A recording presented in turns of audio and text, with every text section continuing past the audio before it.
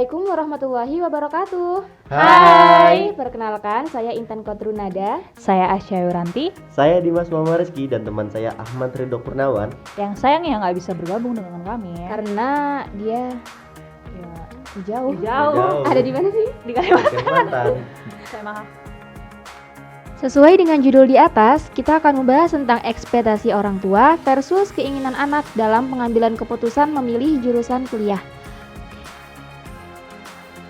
Salah satu permasalahan yang sering dialami oleh remaja saat lulus sekolah menengah atas adalah pemilihan jurusan kuliah.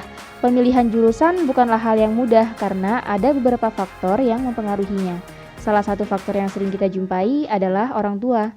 Adanya perbedaan pendapat antara pilihan orang tua dan anak juga sangat mempengaruhi anak dalam memilih jurusan.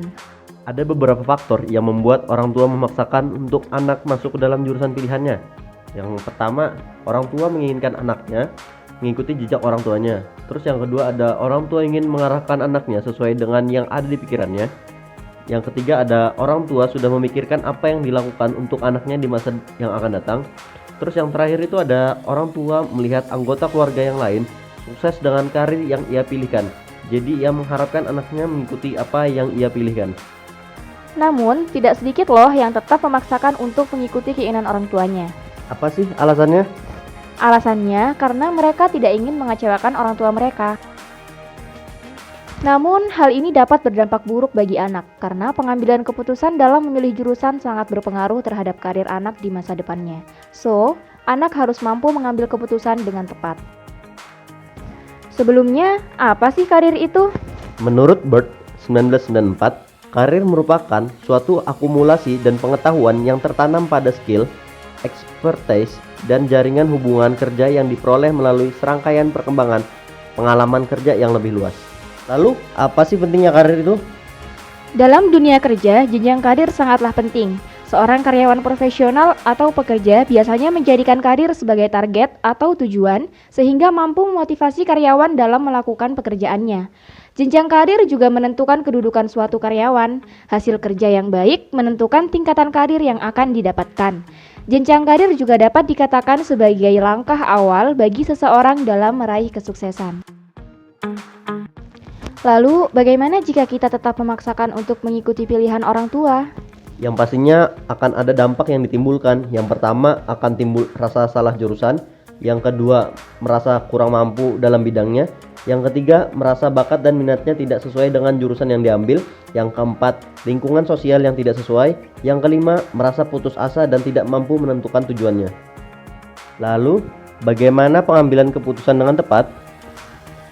Menurut Bandura, dalam proses membuat keputusan mengenai pilihan karir, individu harus mempertimbangkan ketidakpastian antara kemampuannya terhadap bidang yang diminati, kepastian dan prospek karirnya di masa depan, dan identitas diri yang dicarinya. Untuk mengatasi ketidakmampuan menilai kecakapan sendiri, individu harus memiliki self-efikasi. Berdasarkan hasil penelitian Nursalim 2013, semakin tinggi self-efikasi individu, maka semakin tinggi pula pengambilan keputusannya. Sebaliknya, semakin rendah self-efikasi individu, maka semakin rendah pula pengambilan keputusannya. Individu dengan efikasi diri tinggi dalam mengambil keputusan akan meningkatkan komitmen terhadap perencanaan untuk masa depannya. Selain itu, hal terpenting dalam pengambilan keputusan adalah dukungan sosial keluarga. Maka dari itu, sangat penting bagi kita untuk meminta restu terlebih dahulu pada orang tua. Lalu, apa itu self-efikasi? Menurut Bandura, self-efikasi sendiri merupakan suatu keyakinan individu bahwa dirinya mampu melakukan sesuatu dalam situasi tertentu dengan berhasil. Dengan adanya self-efikasi, individu mempunyai dorongan untuk berusaha mengatasi hambatan, mencari informasi sehingga dapat menentukan keputusan dan mencapai hasil yang diinginkan. Lalu, mampu mengenal kecakapan atau kemampuan apa yang dimiliki sehingga ia akan memilih jurusan yang sesuai dengan kemampuannya. Oke, sebagai tanggapan dari permasalahan tersebut, maka solusi atau intervensi yang kami tawarkan adalah: yang pertama, memahami kemampuan yang ada di dalam diri. Jadi, langkah pertama yang harus kamu lakukan adalah memahami kemampuan atau bakat yang kamu miliki, serta harus memiliki keyakinan terhadap kemampuanmu. Yang kedua, memilih jurusan sesuai minat dan bakat. Setelah memahami kemampuan yang kamu miliki, kamu bisa menentukan jenis-jenis jurusan yang sesuai dengan minat, bakat, dan kemampuan kamu. Dari jenis-jenis jurusan tersebut, pilihlah satu yang paling kamu inginkan, sedangkan yang lainnya sebagai pilihan alternatif. Yang ketiga, memperbanyak informasi mengenai jurusan yang diinginkan. Kamu harus mengumpulkan berbagai informasi dari jurusan yang kamu minati atau kamu pilih agar mempermudah kamu dalam menyusun rancangan karir. Yang keempat, buatlah rancangan karir atau langkah-langkahmu dalam mencapai tujuan atau cita-cita. Jadi, langkah selanjutnya yang harus kamu lakukan adalah membuat rancangan karir dan menentukan langkah-langkah yang dapat diimplementasikan dalam jurusan yang kamu pilih untuk mencapai tujuan atau yang kamu inginkan.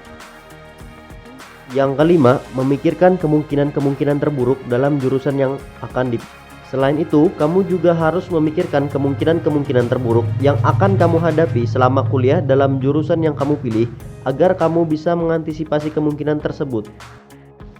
Yang keenam, yakin bahwa pilihanmu sudah sesuai dengan kemampuan dan sesuai dengan tujuan. Jadi, yakinkan dirimu bahwa pilihanmu sudah sesuai dengan kemampuan yang kamu miliki dan tentunya sesuai dengan tujuanmu. Yang ketujuh, meminta izin pada orang tua.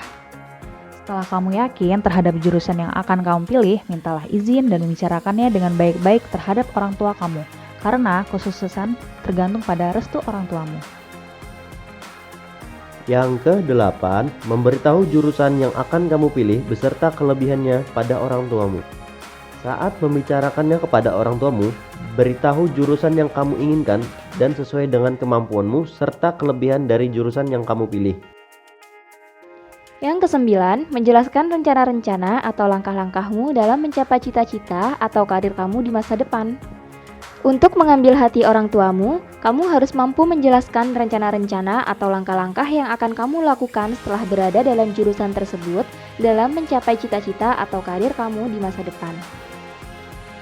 Dan yang terakhir, memberikan pemahaman bahwa jurusan yang kamu pilih layak untuk dipilih. Berikanlah pemahaman terhadap orang tuamu bahwa jurusan yang kamu pilih akan mengantarkanmu pada karir yang kamu inginkan. Oke guys, akhirnya kita sampai juga nih pada penghujung acara kita hari ini. Kok acara sih? Oh, bukan acara guys. Akhirnya tugas UTS kita kelar. Yes, Raki. Oke, jadi sekian penjelasan dari kami. Semoga setelah nonton video ini kalian mampu mengambil keputusan dengan tepat ya. Oke guys, good luck and see you next time. Salah lagi. Kok see you next time sih? Emang kita bikin video lagi? Ya juga sih. Lo mau Ya udahlah. lagi? Ya udahlah. Intinya May May be be useful. Assalamualaikum warahmatullahi wabarakatuh. Sampai jumpa lagi guys. Enggak. Enggak sih, Ada celana lupa aku. tutup.